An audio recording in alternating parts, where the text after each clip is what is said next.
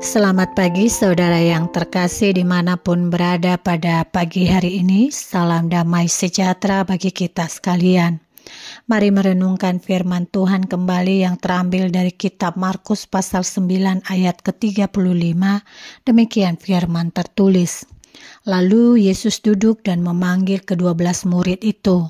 Katanya kepada mereka, jika seseorang ingin menjadi yang terdahulu, hendaklah ia menjadi yang terakhir dari semuanya dan pelayan dari semuanya. Saudara, saya pernah mengalami bagaimana orang berdesak-desakan memasuki gerbong kereta. Mereka tidak segan menyenggol bahkan menginjak siapapun asal mereka yang duluan memasuki gerbong dan mendapatkan tempat duduk.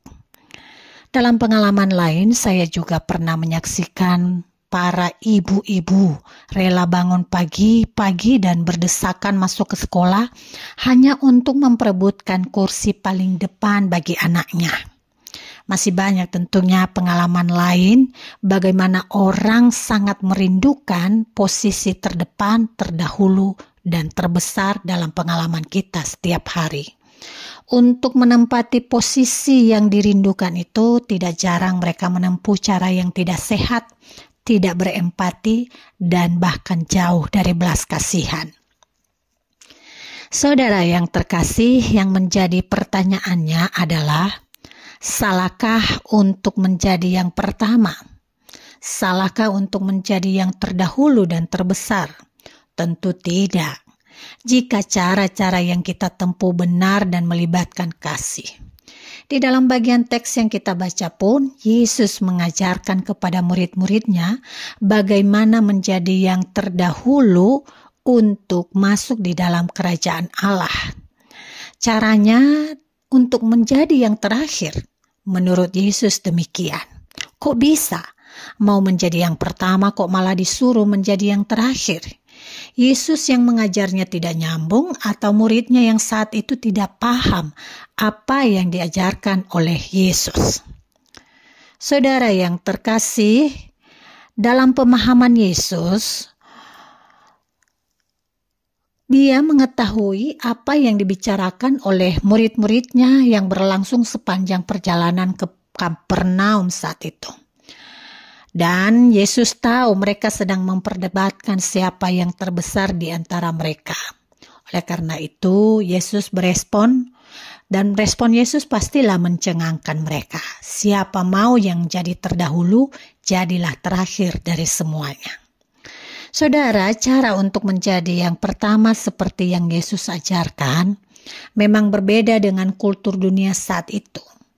Kultur dunia menanamkan pemahaman untuk menjadi yang pertama berarti menjadi orang yang paling berkuasa, pejabat, pengusaha yang kaya. Pada prinsipnya, tanda bahwa seseorang menjadi orang yang pertama, orang yang besar, yang terdahulu, ia mempunyai banyak privilege, ia mempunyai banyak pelayan, ia mampu mengendalikan banyak hal termasuk mengendalikan kehidupan seseorang. Akan tetapi, Yesus justru memahami berbeda. Jikalau mau menjadi yang pertama, menurut Yesus jadilah pelayan atau abdi bagi semuanya. Secara kebetulan juga, Yesus kemudian memeluk seorang anak kecil dan berkata, siapa yang menyambut anak seperti ini dalam namaku, ia menyambut aku. Apa maksud Yesus? Seorang anak pada waktu itu adalah mewakili orang-orang yang lemah, orang-orang yang tidak berdaya, dan yang dipandang sebelah mata oleh banyak masyarakat. Jadi mereka yang memperhatikan orang yang terabaikan ini justru bagi Yesus mereka akan menjadi yang terdahulu menuju dan masuk di dalam kerajaan sorga. Saudara, dari inti pengajaran Yesus ini, ia juga menantang kita sebagai muridnya di masa kini. Mau menjadi yang pertama, mau menjadi yang terbesar, mau menjadi yang terdahulu di dalam kerajaan sorga.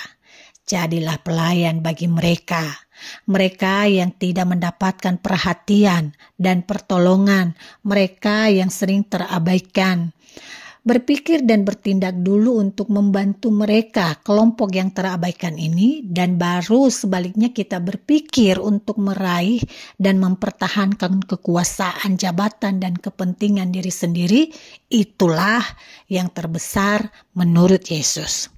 Jadi jalan menuju besar dari kalimat Yesus ini adalah bagaimana kita memperkecil ego, memperkecil diri kita untuk memperbesar kehidupan berbagi bagi mereka yang membutuhkan. Dan biar inilah yang terjadi dalam komunitas kita, bagaimana kita memperbesar jiwa berbagi bagi sesama kita yang selama ini terabaikan. Tuhan Yesus memberkati. Mari kita berdoa. Terima kasih Bapa di surga untuk firman-Mu yang Engkau berikan bagi kami pada pagi hari ini. Mampukan kami untuk menjadi yang besar, yang terdahulu, yang pertama dalam kerajaan-Mu, dengan melalui cara di mana kami membagikan hidup kami, memperkecil ego kami, dan memperbesar kasih sayang kami bagi sesama.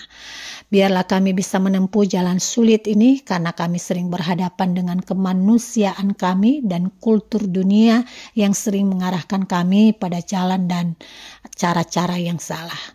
Bapa, kami siap menjalani hari ini dengan pertolongan-Mu dan ajarlah kami untuk terus berserah kepada-Mu. Di dalam nama Yesus Kristus kami mengucap syukur dan memohon. Amin.